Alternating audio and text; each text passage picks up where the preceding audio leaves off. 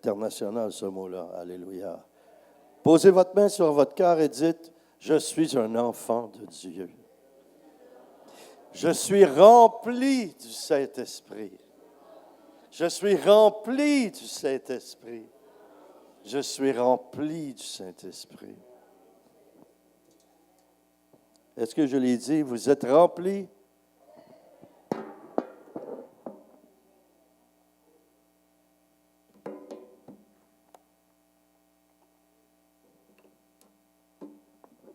Je vais vous parler ce matin de mon meilleur ami.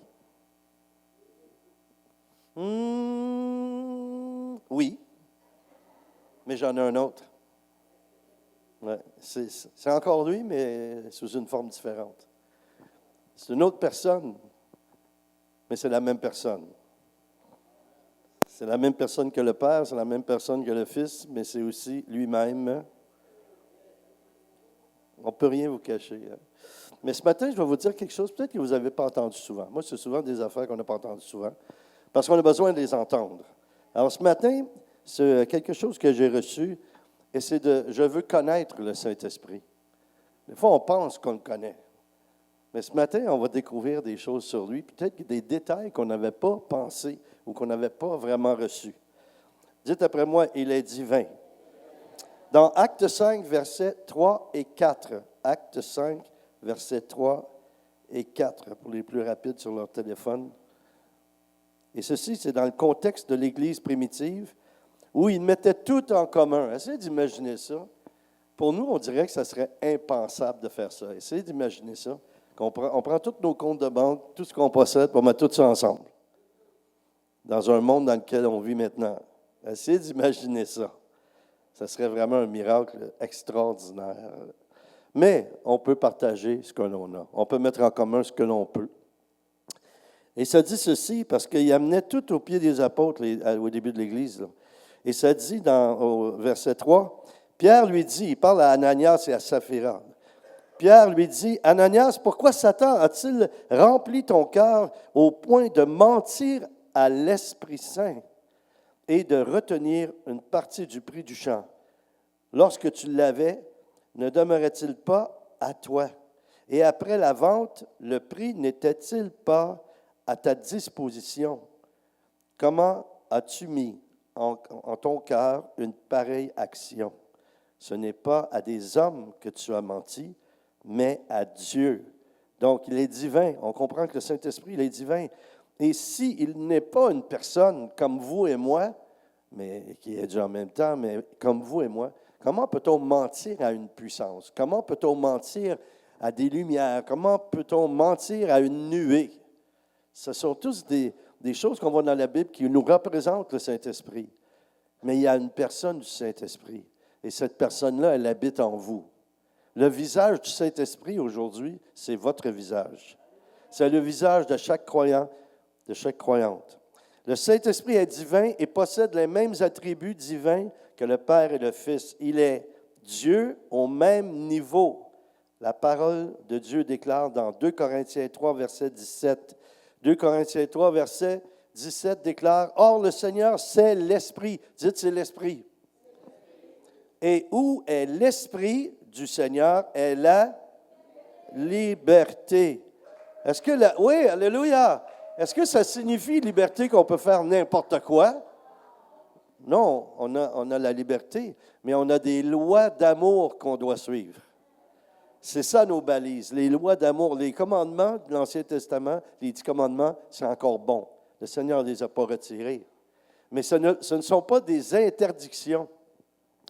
Des fois, on voit les 10 commandements, pas le droit de faire ceci, pas le droit de faire cela, etc.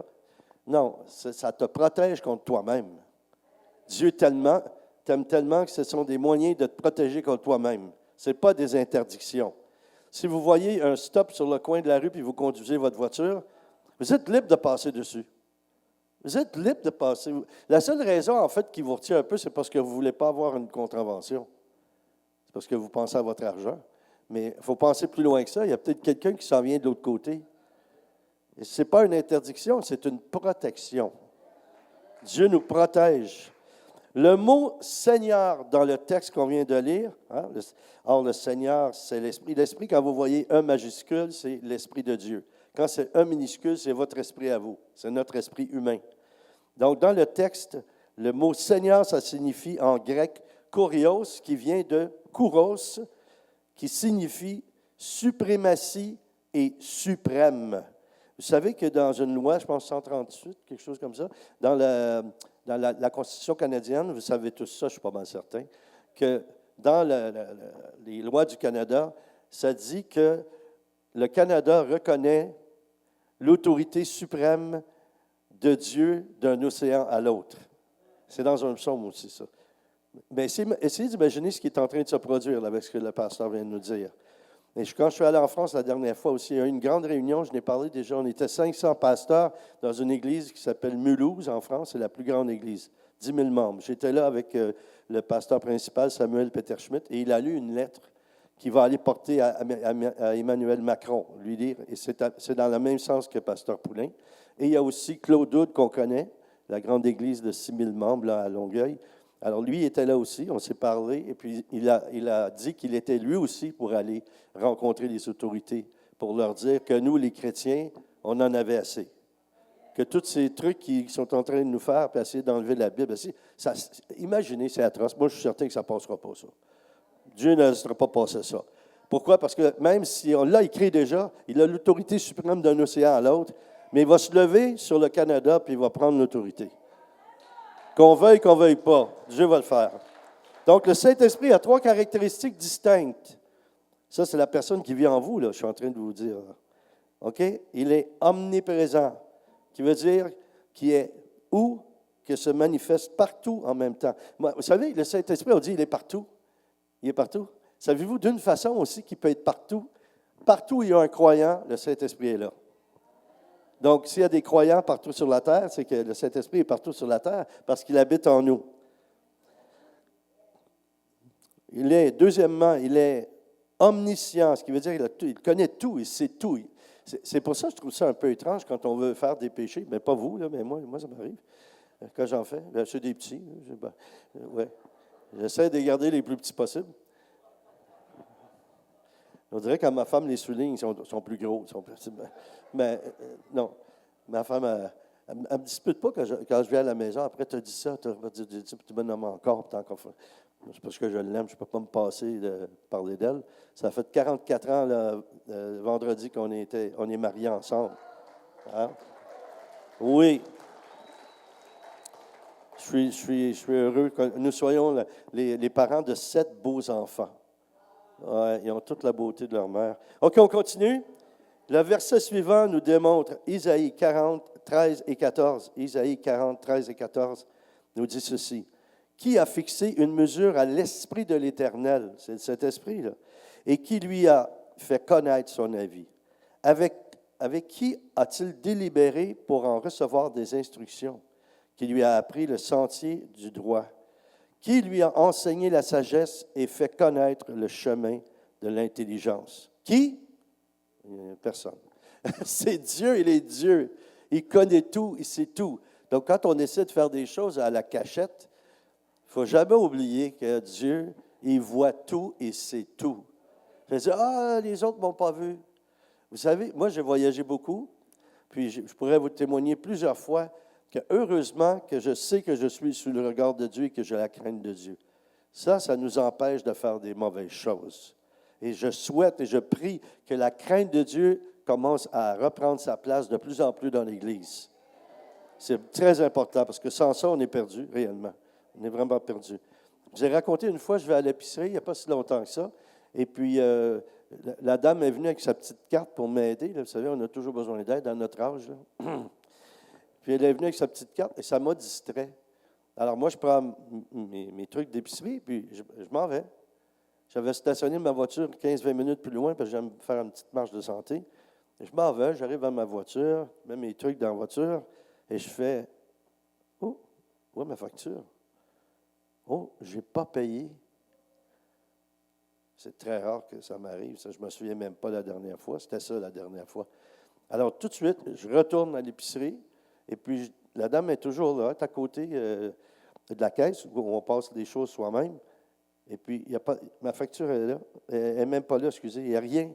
Mais tous mes trucs, toutes mes choses sont dans l'écran. Je viens la voir, je dis, madame, je dis, je n'ai pas payé. Elle dit, ah, j'ai dit, je n'ai pas payé, je veux payer. Elle me regardait comme, il est étrange, lui, il revient pour payer. Mais là, elle me dit, ah, de toute façon, monsieur, on aurait su qui vous étiez, il y a des caméras.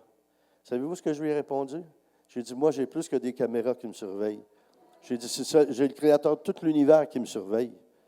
Puis je ne perdrai pas ma réputation pour un petit montant d'argent comme ça. Mais Dieu m'a rappelé qu'on est sous son regard. Donc ça, c'est une chose qu'il faut se rappeler. Dans toutes les choses qu'on fait. Vous savez, quand on parle, si quelqu'un parle en mal de toi, hein? Si quelqu'un parle, ben le prochain, ça va être toi. Il te parle en mal de quelqu'un à toi. Le prochain, ça va être toi. C'est comme ça, malheureusement. Donc, disons des bonnes choses, disons des choses édifiantes. Si on a quelque chose à dire de quelqu'un puis c'est négatif, on est mieux de s'abstenir. Si ça peut porter du bon fruit, quand même, mais il vaut mieux pas dire des choses négatives. Je vous suggère de lire ceci, c'est un petit devoir que vous pourrez faire. C'est 1 Corinthiens 2, 10, 11. Ça dit, « À nous, Dieu nous a révélé par l'Esprit encore, car l'Esprit sonde tout, même les profondeurs de Dieu. Qui donc parmi les hommes, soit ce qui concerne l'homme, ce qui n'est l'Esprit de l'homme qui est en lui. De même, personne ne connaît ce qui concerne Dieu, si ce n'est l'Esprit de Dieu. » Troisièmement, l'Esprit de Dieu, le Saint-Esprit, il est omnipotent, ce qui veut dire qu'il a le pouvoir absolu et il est tout-puissant. Donc, c'est pour ça que je vous dis, qu'importe ce que les hommes vont faire, avec toutes les lois qu'ils peuvent inventer, ils finiront jamais par avoir raison de Dieu. C'est impossible. Vous ne pensez pas dans un claquement de doigts. Dieu a créé l'univers en 6 jours, puis en plus de ça, il veut me communiquer sa sagesse, là. Il s'est reposé. Il m'a dit des fois, tu vois, même moi, je suis Dieu, je me suis reposé une journée dans tout ce que j'ai créé. Donc, toi, tu devrais te reposer au moins une journée. Bon, alors ça, c'est la réalité. On a aussi on voit que la toute-puissance de Dieu, par exemple, il fait 3 actes. Il y a 3 actes différents. La création, qu'à partir de rien, il crée tout ce qui existe dans l'univers et l'univers y compris. En passant, je ne sais pas si vous avez déjà remarqué ça, mais Dieu, Jésus, qui est Dieu, il a marché sur l'eau.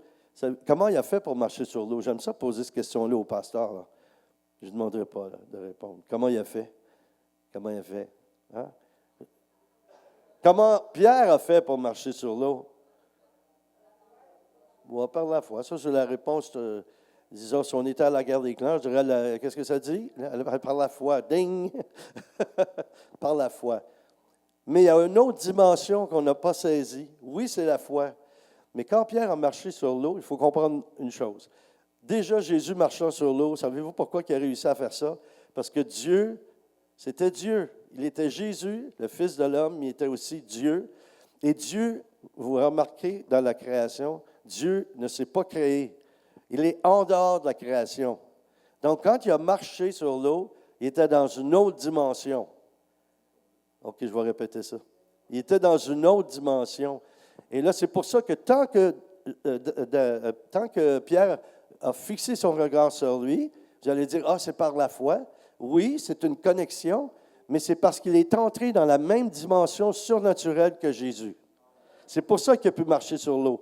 Mais aussitôt qu'il s'est mis à regarder autour des éléments, ça c'est nous, ça, on est comme ça. On a la foi, puis tout à coup, on voit là, dans la chair, dans les choses naturelles, il se passe ça. Là, on commence à reprendre le contrôle, puis on commence on sombre dans l'eau, comme on sombre dans nos problèmes, comme Pierre l'a fait. Mais il a gardé son regard sur Jésus. OK. Je vous ai raconté déjà une femme que j'avais pris par les mains, qui était dans un fauteuil roulant, et dans un aréna là, à Ottawa, là, un grand stade là-bas. On avait prié pour des centaines de malades. Puis là, j'avais vu cette femme-là. Je lui ai dit, ça fait combien d'années que vous ne marchez plus? Elle me dit, ça fait 10 ans. J'ai dit, avez-vous essayé dernièrement? Elle m'a dit, non, mais vous voyez bien que je suis dans un fauteuil, ça fait 10 ans. J'ai dit, avez-vous essayé dernièrement? Elle dit, non, mais je dis, voulez-vous essayer? Mais je savais que Dieu était pour la guérir. C'est pour ça que je lui ai posé cette question-là. Elle dit, donnez-moi vos mains, on va essayer. Moi, j'avais une certitude. Moi, ce n'était pas moi qui essayais. Je savais qu'elle, elle devait essayer. Alors, je l'ai pris par les mains, puis d'un bond, elle s'est levée. Puis elle a dit à son ami assis à côté d'elle, « Ah, je suis debout. » Parce qu'elle ne pouvait pas se lever non plus. Alors, j'ai dit, « Venez, suivez-moi. » On commence à marcher. Elle me suivait doucement. Au début, c'était lent. Là, elle marchait, elle marchait. Et là, elle avait son regard. Jésus m'a dit, c'est important qu'elle te regarde dans les yeux. De la même façon que Pierre regardait Jésus quand il a marché sur l'eau. Parce que la connexion de la dimension surnaturelle, la guérison surnaturelle se faisait dans le naturel. Comme il marchait sur l'eau, on nie pas qu'il marchait sur l'eau. L'eau, c'était naturel, mais il marchait dessus. Normalement, il aurait dû caler dans l'eau, mais il ne calait pas. Alors, je dis à la dame, avancez, ça me met à marcher. J'ai dit, bon, voyez-vous, là, ça va bien. Là. Puis on était à peu près une trentaine je dirais peut-être une trentaine de pieds de où sa chaise était. Là. Puis on marchait. Puis moi, je suis toujours en train de faire des blagues, je le sais, là. Mais je marchais et je disais, bon, continuez, si ça va bien comme ça, là, on va aller prendre un café. On a dit, ah, j'aime pas le café. Prenez autre chose. On dit, là, je vais prendre un jus d'orange. Mais tout ce temps-là, elle était en train de marcher. Là. Et Jésus était en train de la guérir. Quand je l'ai ramenée à sa chaise, elle dit à son ami, retire ça de là, moi, j'étais assez longtemps assis là-dedans, je ne m'assois plus. Puis elle était guérie. Mais c'est la même chose. Quand le Saint-Esprit est en action à travers vous ou à travers moi, il déclenche quelque chose et c'est lui qui nous donne la connexion surnaturelle. Si vous voulez le numéro de téléphone du Seigneur, vous avez juste à dire son nom, comme on fait maintenant, là, les petites manettes de télévision, hein, quand on veut Netflix.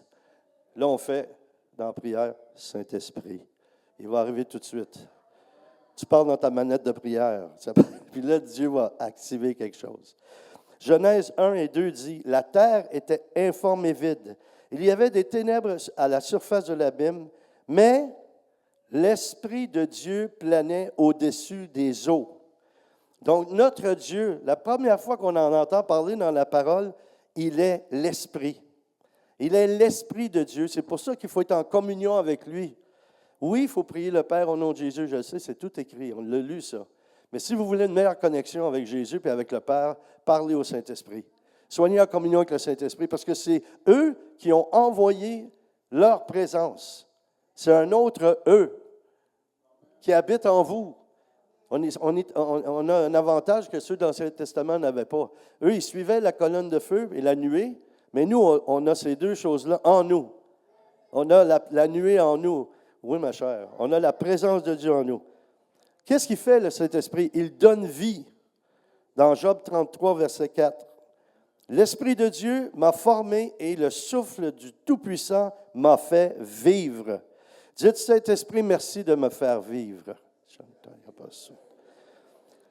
La résurrection, il redonne vie à ceux qui étaient morts. Vous savez que c'est le Saint-Esprit qui a ressuscité Jésus des morts. Hein? Saviez-vous ça? C'est le Saint-Esprit qui l'a ressuscité. 1 Pierre 3, 18 déclare, en effet, Christ aussi est mort une seule fois pour les péchés, lui juste pour des injustes, afin de vous amener à Dieu. Mis à mort selon la chair, il a été rendu vivant selon l'Esprit. Donc, c'est le Saint-Esprit. Je vous parle de la personne qui habite en vous. Là. Pensez-y. Là. Pensez à tout ce que vous avez en vous. Là. Tout ce que Dieu a mis. Ah oui, tu es bien content. C'est bien. Il est aussi éternel, ce qui est hors du temps. J'en ai parlé. Hébreux 9, 14. Combien plus le sang du Christ par l'Esprit, encore une fois, l'Esprit éternel, s'est offert lui-même sans tache à Dieu, purifie-t-il notre conscience des œuvres mortes pour que nous servions Dieu, le Dieu vivant. Le Saint-Esprit, il est avec nous pour toujours. C'est pour ça qu'il faut se familiariser, s'approcher de lui, l'écouter, apprendre à discerner sa voix, parce qu'on va vivre avec lui pour l'éternité.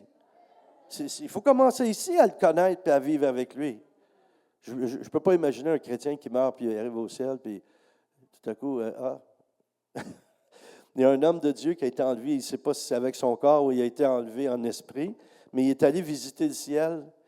Puis après un certain temps, il a rencontré Jésus. Il a vu les pieds, les jambes du Père, parce que la Bible a dit, si tu vois Dieu face à face, tu meurs. Alors, il n'a pas pu voir le Père, mais Jésus s'est révélé à lui.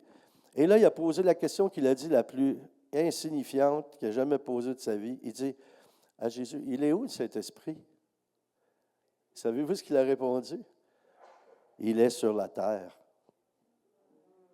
Il n'est pas au ciel, le Saint-Esprit. Il est ici. Il est ici. Il est ici en ce moment, là. Il est parmi nous en ce moment, là. Hey, Seigneur. Ouf. Il est avec nous pour toujours. Donc, Jean 14, 26 déclare, « Mais le Consolateur, le Saint-Esprit, que le Père enverra en mon nom, c'est lui qui vous enseignera toutes choses et vous rappellera tout ce que moi, je vous ai dit. » Ah, des fois, on est là, on scrute les Écritures, puis on prie, puis on prie, puis on prie, puis on prie. Là, tout à coup, tu te souviens-tu du verset? Ah, je ne me souviens pas. Mais quand c'est le temps, tu es dans un combat spirituel, ou quand c'est le temps d'utiliser la parole, ça revient à ta mémoire. Pourquoi? Parce que tu as le Saint-Esprit en toi. Puis le Saint-Esprit n'est pas nous avec nous juste pour un temps, il est avec nous pour tout le temps. Dès que tu l'as reçu, il ne quittera pas à moins que tu le contristes ou tu l'attristes, parce qu'il a les mêmes sentiments et les mêmes émotions que nous. Hein, l'apôtre Paul a dit, n'attristez pas le Saint-Esprit. Si c'est juste une puissance, une force, ce n'est pas une personne. Comment on peut attrister quelque chose comme ça? Mais, alors, c'est pourquoi il est important de connaître bien le Saint-Esprit ici-bas.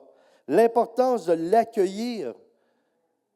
Moi, ça me fait sourire, ça, quand j'entends quelqu'un, écoute, je ne sais pas pour critiquer, mais ça me fait sourire quand quelqu'un dit, « Ah, le monsieur, j'ai pris avec lui, il a accepté le Seigneur. » Il a accepté le Seigneur.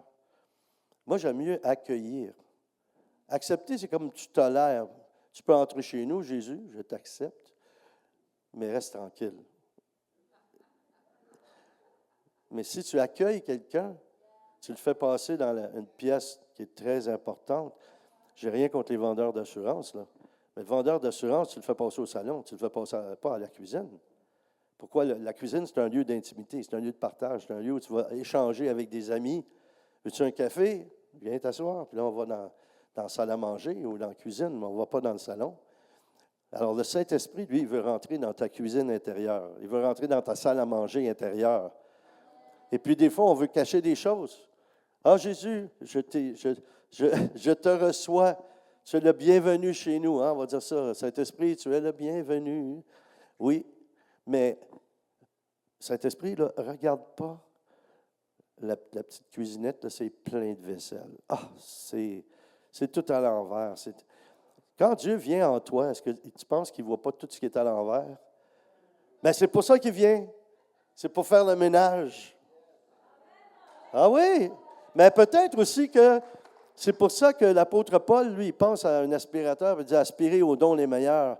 Pendant que tu aspires aux dons les meilleurs, tu n'es pas préoccupé par toutes les choses charnelles qui dérangent ta vie. Vous savez, la chose qui dérange beaucoup là, en ce moment dans la vie des chrétiens, c'est la distraction.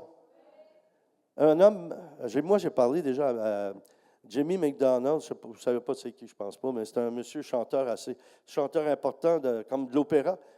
Il chantait pour Kathryn Kuhlman, c'est un grand monsieur noir, là.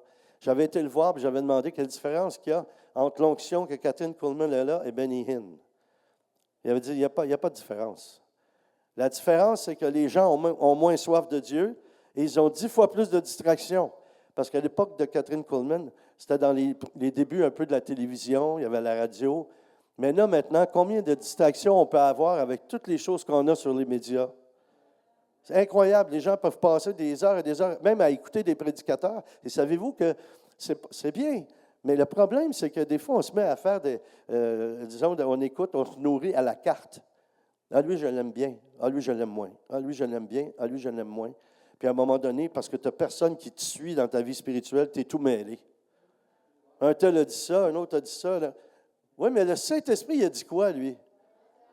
Moi, c'est ma référence. Et je vais vous expliquer. Quand je suis devenu chrétien, mes mentors, ceux qui m'ont formé, ils m'ont dit, quand tu écoutes une prédication, là, prie le Saint-Esprit et dis au Saint-Esprit, tout ce qui vient de toi, je le veux, tout ce qui ne vient pas de toi, je ne le veux pas. La même chose pour les livres. Des gens vont prendre des livres. Ah, lis ça, c'est tellement bon. Ça. Oui, ça peut être très bon, mais est-ce que j'en ai besoin? Je lis les livres que Dieu me dit que j'ai besoin. Si tu me dis, ce livre-là est très bon, je vais le regarder et je vais faire dans ma prière. Saint-Esprit, qu'est-ce que tu en penses? Est-ce que j'ai besoin de ça pour ma vie? Est-ce que j'ai besoin de ça pour mon cheminement? Est-ce que j'ai besoin de ça pour te servir? Et s'il me dit non, Je dis, bien, merci beaucoup, je l'apprécie. Puis si l'autre personne se vexe, bien, tant pis, hein, c'est pas de notre faute. Là. Nous, on a fait la volonté de Dieu. Parce qu'il y a des gens qui se perdent avec ça aussi. Tu as lu ça, tu as lu ça. Et beaucoup de gens lisent des choses qui n'ont même pas de besoin dans leur vie. Ils bourrent leur crâne avec la parole de Dieu, puis ce n'est pas le crâne qu'il faut bourrer avec la parole de Dieu. C'est le Saint-Esprit qui doit remplir notre cœur. On est devenus des fois des monstres parce qu'on adore la parole de Dieu au lieu d'adorer Dieu. Avez-vous vu ça dans la parole quelque part où ça dit adorer la parole de Dieu? C'est la parole de Dieu, c'est pas Dieu. Oh là, je viens de faire mal. Là. Ouf. Mais souvent, on va dire ça. Oui, il faut connaître la parole de Dieu écrite, mais il faut connaître la parole de Dieu que Dieu nous dit lui-même. Il ne contredit pas sa parole écrite.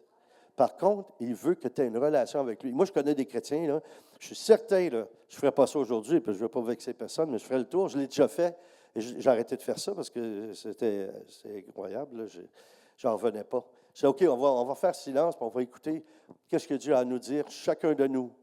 Puis là, je commençais, je disais, OK, on va commencer de ce côté-là. Toi, qu'est-ce que Dieu vient de te dire? Il y en a plusieurs que Dieu leur avait dit, juste un. Tu peux ajouter des syllabes, tu peux ajouter des voyelles. Il n'avait rien entendu. Et vous resteriez surpris que si on faisait ça, on resterait surpris de la quantité de croyants qui n'entendent pas Dieu. Ah, la parole, ah oui. Ah, je vais citer des versets. Oui. Ah, Dieu m'a parlé par sa parole. Oui, mais c'est parce que Dieu est vivant, là. C'est une lettre qui est écrite, là. Ça devient vivant quand le Saint-Esprit t'accompagne dans ce qu'il a écrit déjà. Mais ça prend le Saint-Esprit avant. Sinon, tu lis ça. Il y a des gens qui apprennent ça par cœur, mais ils ne connaissent pas Dieu. Je le sais qu'ils ne connaissent pas Dieu. Pourquoi? Parce que moi, je le connais. Si je dis que je connais Mélissa, là, qui est là, Mélissa Paquet, ou Paquette. Mélanie. Hey, Mélissa était là-bas. M'excuse. Non, tu vois, tu devrais changer ton nom, on va prier là-dessus.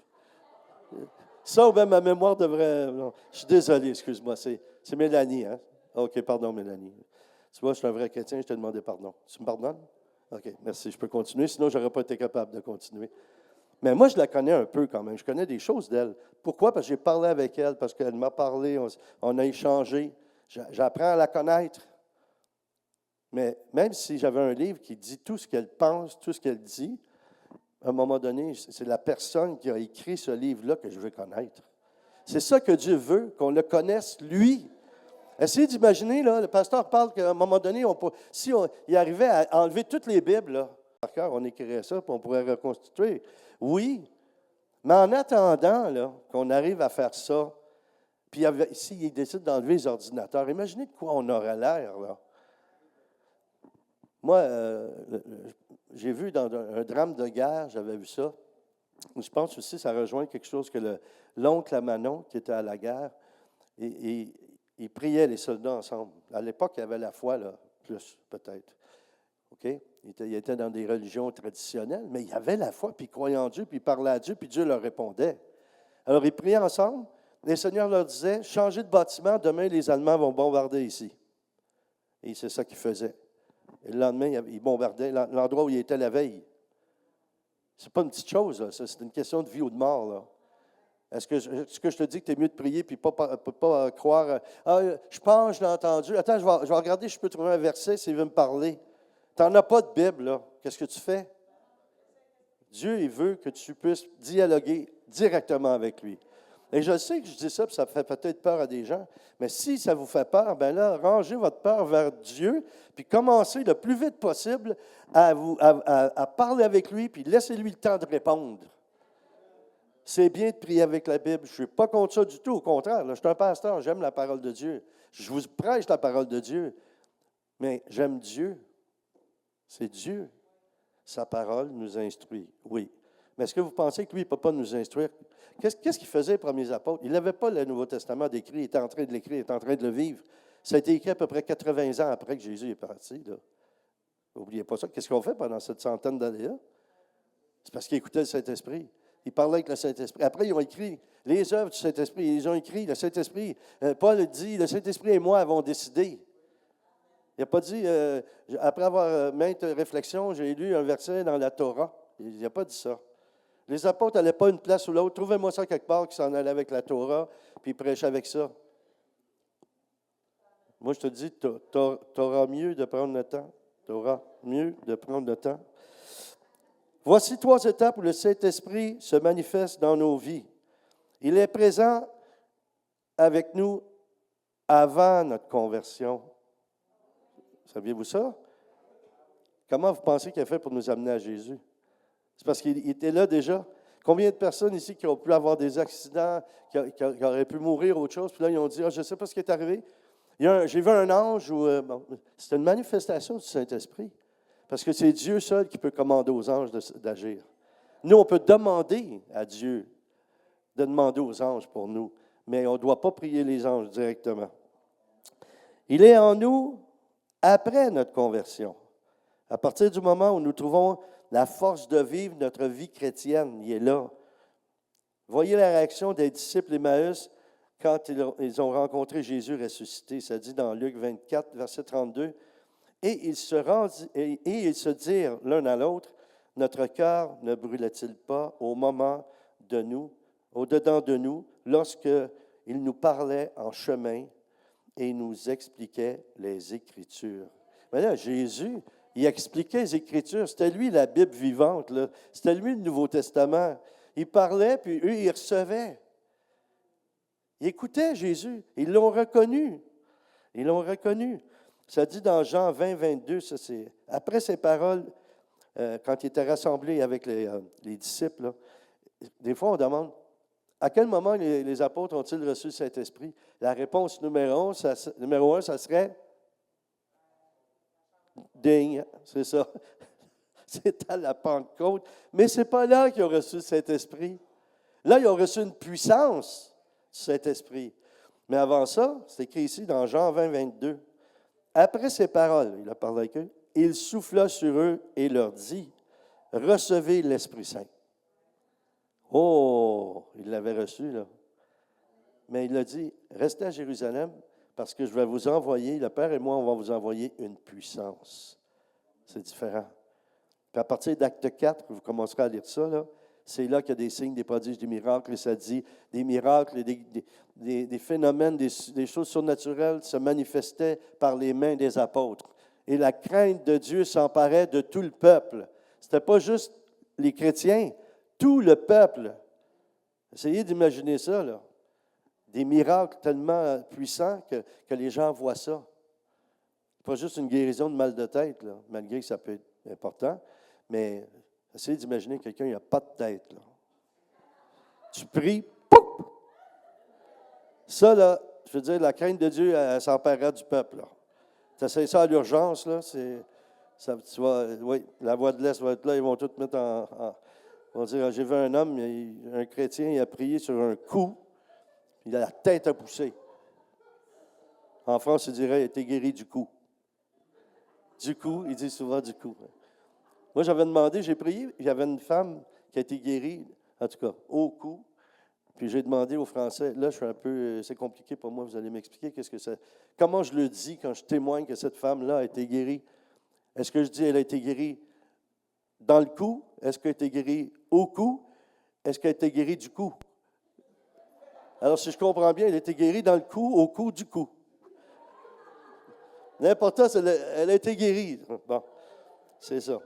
Ézéchiel 11, 19 dit, « Je leur donnerai un même cœur. » C'est le Saint-Esprit qui peut faire ça. « Et je mettrai en vous un esprit nouveau. » Là, il parle d'un esprit humain. Un esprit humain nouveau.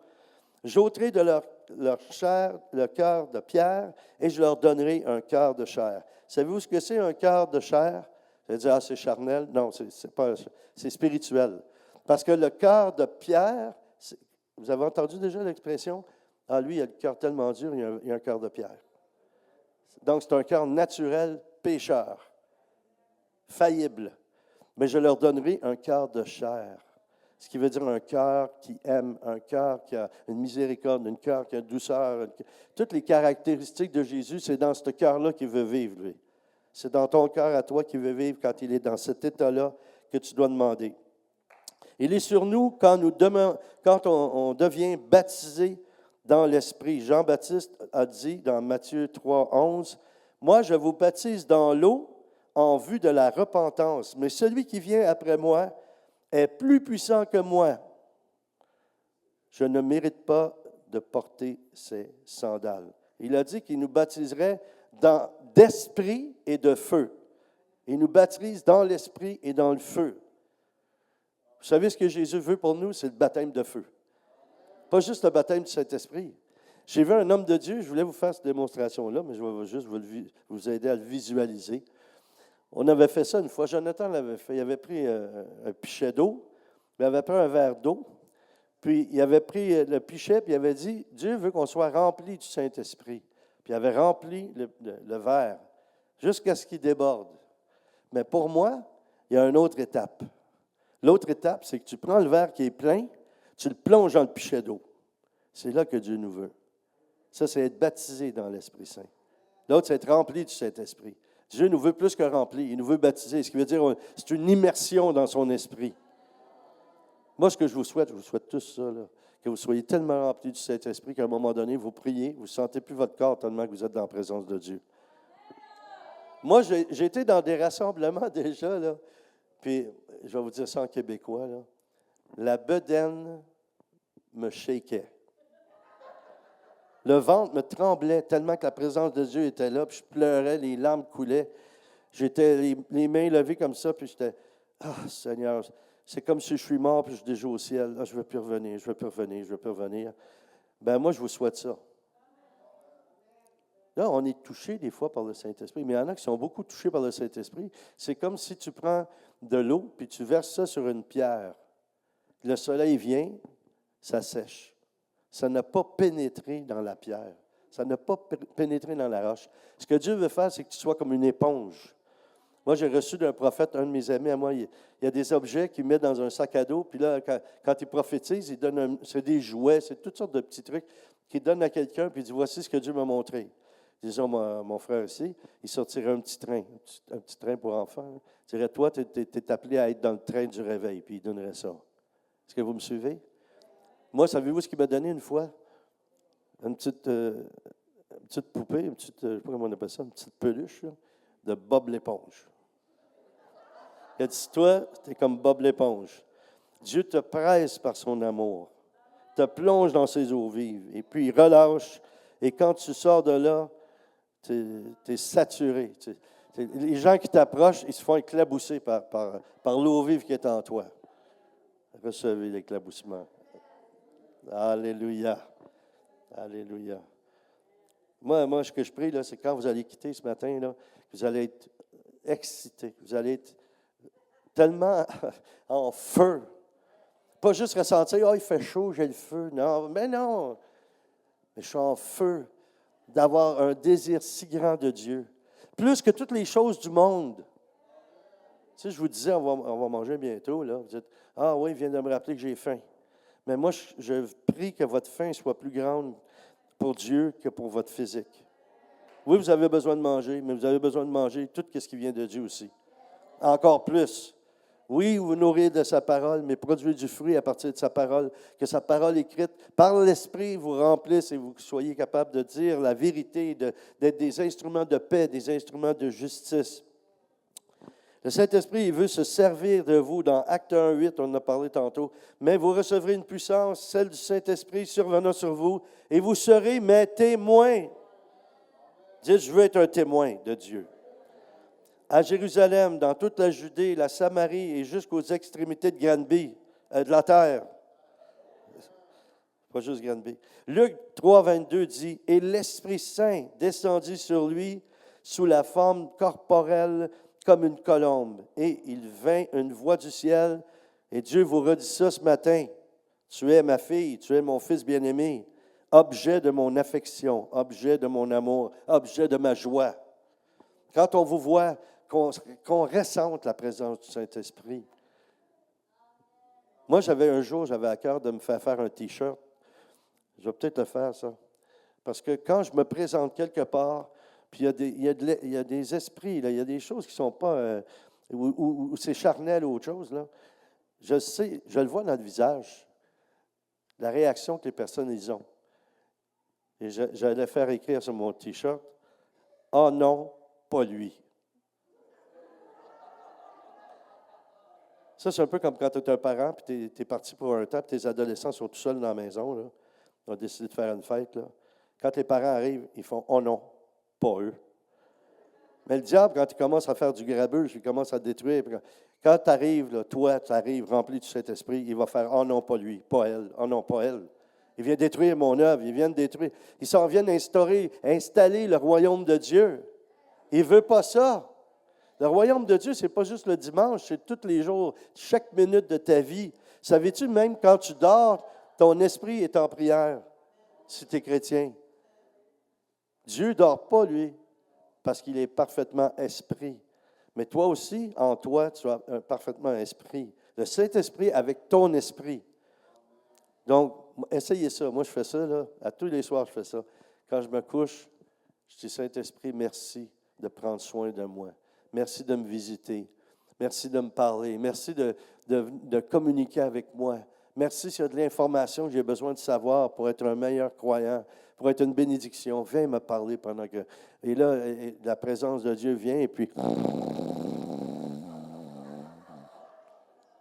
J'ai un verset pour appuyer ça. Hein? Que tout ce qui respire loue le Seigneur. Tout ce que Jésus a reçu, écoutez ça, tout ce que Jésus a reçu du Père, il veut nous le donner. Il veut vous le donner. Vous ne pouvez pas dire, ah, je l'ai. Il veut vous le donner. Jean 16, 15 déclare, tout ce que le Père a est à moi. C'est pourquoi je dis qu'il prendra de ce qui est à moi et vous l'annoncera ou vous le donnera. Dites, Seigneur, je le veux, ce que tu as. Je veux tout ce que tu as. Qu'est-ce que fait le Saint-Esprit? Il me reste quelques minutes encore. Qu'est-ce qu'il fait dans notre vie? Il nous enseigne à prier. Il nous rend féconds dans l'amour. Il y en a qui peuvent dire, ah ben moi, je n'ai pas d'enfant. Comment je peux être fécond? Tu peux être fécond dans l'amour. Tu peux porter du fruit. Tu peux avoir des enfants spirituels. Tu peux prendre soin de ces personnes-là. Tu es un père, tu es une mère pour ces personnes-là. Là, le Saint-Esprit, c'est son œuvre qui fait. Il nous éclaire. OK, c'est beau, là, d'aller voir des prophètes. Là, moi-même, je suis prophète. Ça dépend de la fonction que Dieu veut que j'accomplisse. Je suis content quand les gens viennent me voir pour des conseils. Ils me disent, est-ce que tu pourrais prier pour moi? J'ai besoin que Dieu m'éclaire. C'est bon. Mais ce que je préfère, c'est que tu viennes me voir et tu me dis, j'ai prié, Saint-Esprit m'a dit telle ou telle chose. Est-ce que tu peux confirmer? Est-ce que tu peux m'aider là-dedans? Ça, j'aime encore plus ça. Au lieu d'aller voir un prophète, aller voir un autre prophète, aller voir un autre cartomancienne, aller voir une femme qui tire au thé, qui tire au 12, qui tire à toutes sortes de choses. Parce que vous savez, la ligne est très mince entre un voyant de l'Ancien Testament, que nous sommes encore dans le Nouveau, parce que les prophètes, c'est des voyants. C'est ce que la Bible disait, hein, ce qu'elle a dit. On est des voyants. Mais il y en a là qui étaient dans l'horoscope avant, puis là maintenant, ils courent des prophètes. La ligne est très mince, là. Ah, tu veux connaître ton avenir? Je vais te le dire tout de suite. Si tu cours d'une place à l'autre, tu vas être mêlé. C'est ça ton avenir. Suis ce que Dieu t'a dit. Écoute ce qu'il te dit. C'est pour ça qu'il faut que tu sois en communion avec Dieu, le Saint-Esprit, parce que quand tu entends une prédication, il y a des petites lumières rouges ou vertes qui vont allumer, jaunes, peut-être aussi des petites cloches. Tu vas dire, ah non, moi je ne suis pas... Savez-vous, aussitôt que je vais dire des choses comme j'ai dit avant, là, qu'il ne fallait pas adorer la parole de Dieu, mais Dieu, là, il y en a qui ne sont pas capables d'entendre ça. Pourquoi? Parce qu'ils sont religieux. Parce qu'ils ont un esprit religieux. Parce qu'ils ont un esprit de pharisien. Parce qu'ils ne sont pas sous la grâce, ils sont sous la loi. Donc, quand ils entendent ça, ça les dérange. Et ils pensent que moi, je suis à côté, que je ne prêche pas la bonne affaire. Mais je suis désolé, mais tu ne m'empêcheras pas de dire la vérité quand Dieu veut que je dise sa vérité à lui. C'est lui qu'on doit adorer. Tu adoreras le Seigneur ton Dieu de tout ton cœur. Ce n'est pas écrit que tu adoreras la Bible. C'est bon, oui, mais savez-vous, il y a toutes sortes de trucs que l'Esprit a rentré, qui n'est pas l'Esprit Saint, hein, qui a rentré dans les réformes, là. Des fausses doctrines, en voulez-vous?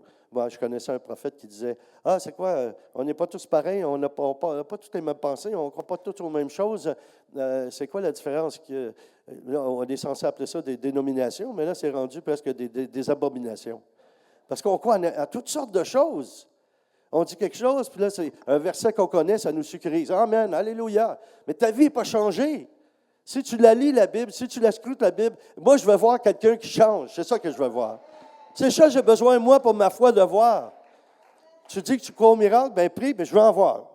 C'est pas parce que j'étais incrédule, c'est parce que c'est écrit. Moi, j'ai appris comme ça. C'est écrit, on étudiait la parole, on avait de l'enseignement, on priait, on apprenait à discerner les choses dans l'esprit. Et toute la journée, pendant une semaine de temps, on allait dans des écoles, on allait dans des centres, des pénitenciers, toutes sortes d'endroits comme ça.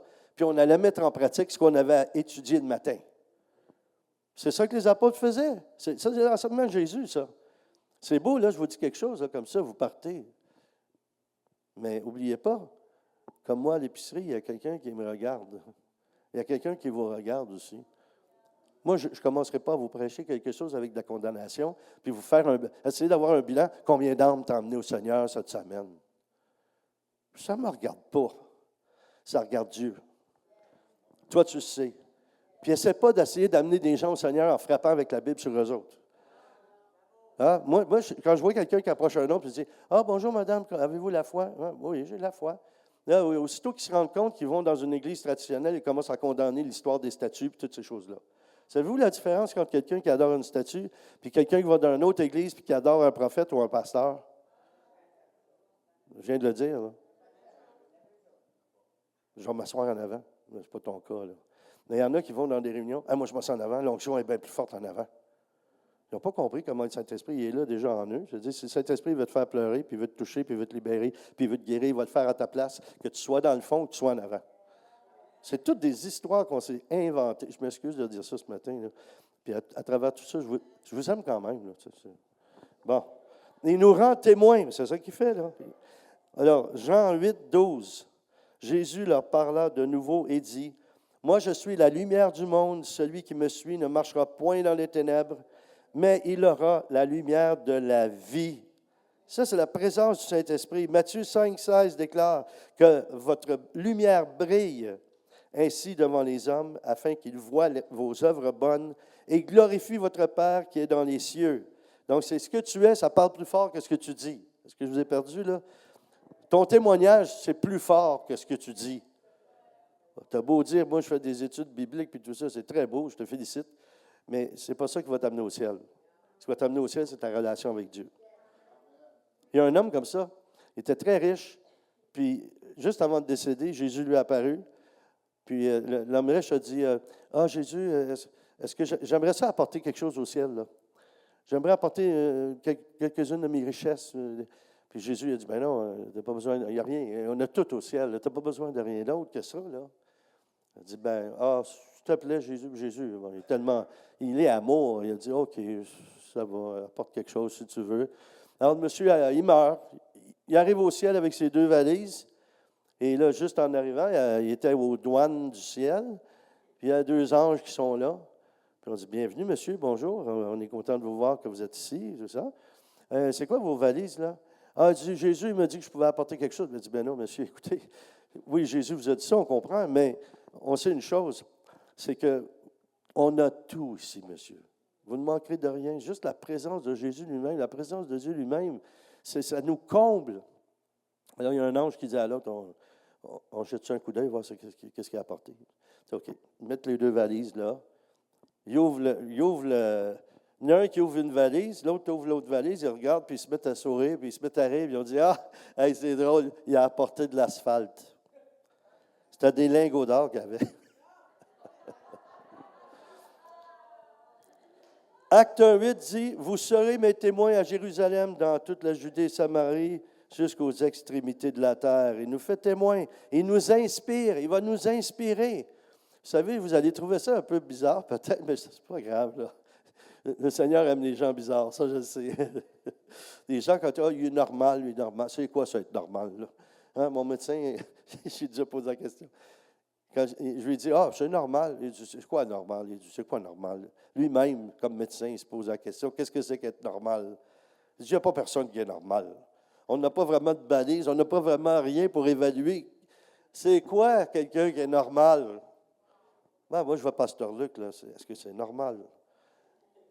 Est-ce qu'il est normal? Je ne sais pas. Seul Dieu peut me dire, oui, il est normal. Mais il ne me l'a pas dit encore, par exemple. C'est plus, il est anormal. Donc, il nous inspire, le Saint-Esprit. Et pendant que je vous parle, Il y en a parfois, je sais, ils n'aiment pas ça, je fais des blagues. Non, là, il faut vraiment, je vous dise quelque chose. Là. Au ciel, ça va être la joie éternelle. Moi, à force d'aller en France, j'apprends toutes sortes d'expressions. Là. Je ne passerai pas ma vie éternelle avec des têtes de déterrés. Je veux dire, la joie du Seigneur est ma force. Un chrétien, là, il peut vivre une dépression.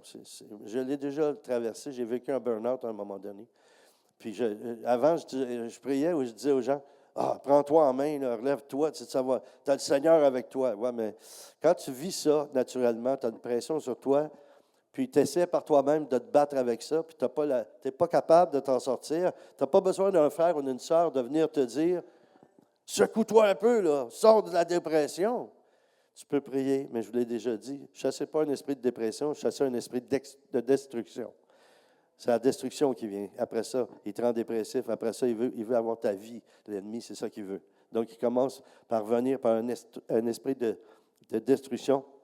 Et comme j'allais vous dire, je suis en train de vous parler tout à coup, là, si vous pouviez entendre quand Dieu me parle, si vous pouviez entendre, puis voir ça sur un écran, vous direz, c'est incroyable. Tu sais, je suis en train de vous parler tout à coup, le Seigneur me dit, raconte-leur la blague du gars qui a fait telle chose. Hein. Je dis, OK, puis là, je vous la raconte. Puis là, vous riez. Vous ne riez pas tous, là, parce que des fois, il y en a qui ont de la difficulté. Moi, je vais tellement loin quand je prêche, là, j'aime ça, que le Seigneur, il fait rire les gens. J'ai vu un monsieur une fois, là, il était assis devant, pas comme lui, par exemple, lui sourit, là, mais il était comme ça. Oh, j'ai dit, Seigneur, plus d'onction. Là, je regarde, je dis, bonjour, monsieur. Là, il me regarde. Là, les gens, j'ai dit quelque chose, les gens riaient. J'ai dit, écoutez, monsieur, là, entre moi et vous, là, vous ne me laissez pas le choix. Là, il me regarde, j'ai dit, si vous restez comme ça, là, vous m'obligez à vous chatouiller. Là, il a serré les bras un peu plus. Mais finalement, il a souri. Il a souri parce que c'est Dieu qui m'avait dit, dis-lui ça. Dieu il connaît le chemin de notre cœur. Puis c'est pour ça qu'il faut l'écouter, dans toutes les circonstances. Ah, ben merci. Il nous unit. Oh, ça, là, écoutez, moi, mon cœur pleure. Là, ça me dépasse de voir le manque d'unité qu'il y a entre les chrétiens ou les églises. Ça, vraiment, des fois, je suis fâché. Des fois, j'aimerais ça agir comme prophète et aller les voir pour leur dire, écoute-moi, mon gars, c'est merveilleux ce que tu fais. Tu as un beau ministère, tu fais des très belles choses, mais tu es à côté de la plaque. Parce que Jésus a prié, puis il veut que tu réalises sa prière. Puis sa prière, c'est Père, qu'il soit un. Alors, Dieu veut vraiment ça. Alors, OK. Je suis obligé de faire quelque chose qui dépasse l'entendement. Je voulais prier sur chacun de vous, là. Puis là, je n'ai pas le temps. Je ne peux pas. Non, je ne peux pas. Mais il va falloir compter encore plus sur le Saint-Esprit. Et ce qu'on va faire, une fois, j'ai fait ça à la Marche pour Jésus en 2016, puis j'ai fait que chaque personne s'imposait les mains. Et il y a un petit garçon qui avait un problème cardiaque qu'on ne savait pas. Il est mort, puis à l'hôpital, après ça, il est ressuscité parce qu'il avait prié sur lui-même. J'ai ça dans mon livre choisi. Là. Alors, c'est ça qu'on va faire. Vu que je ne peux pas prier sur chacun de vous, je vais vous inviter à poser vos mains vous-même sur votre cœur et je vais faire une prière. Puis là, je fais confiance à votre foi. Parce que moi, j'ai confiance que Dieu va vous toucher. J'ai confiance que vous allez avoir une infusion du Saint-Esprit là. Il n'y a pas besoin de moi pour mettre ma main sur vous. Parce que là, en ce moment-là, quand je prie, je dis, Seigneur, que mes mains soient tes mains. Alors, faites cette prière-là, puis c'est les mains de Jésus qui vont être imposées sur vous. Alors, je prie tout de suite. Ceux qui ont le don des langues, vous prierez en langue. Ceux qui ne l'ont pas, je prie, je demande au Saint-Esprit de vous le donner. Que vous puissiez ouvrir la bouche puis vous mettre à prier dans l'Esprit. Êtes-vous prêts? On y va. Père éternel, je te prie au nom de Jésus-Christ, par la toute-puissance du Saint-Esprit ce matin, on demande une effusion de ton Esprit, un baptême dans ton Esprit, un baptême de feu de ton Esprit, Seigneur, que si les choses doivent changer rapidement dans nos vies, qu'elles changent par la puissance de ton Esprit. On te reçoit, Seigneur. On ne fait pas seulement t'accueil. On t'accueille, Seigneur. On ne fait pas seulement je reçus. Non, plus que ça. On te reçoit maintenant, Saint-Esprit, la personne du Saint-Esprit. Kiriarabashanda Yadabakuriaramasaya Manasu. Kiriarabashanda Yesukutulubakiriarabasanta. Dites dans vos cœurs, Saint-Esprit, viens. Shatabaso Toriada. Louez-le plus fort. Louez-le plus fort. Le diable qui se met à fuir en courant. Et là, il ralentissait. Là. Il avait moins peur. Là. Qu'on puisse se lever dans notre foi puis qu'on puisse recevoir. Sakuriarabashanda Yesukutulubakiriarabase. Kitayarabarabasunta Yasekutulubashanda. Kiriarabas.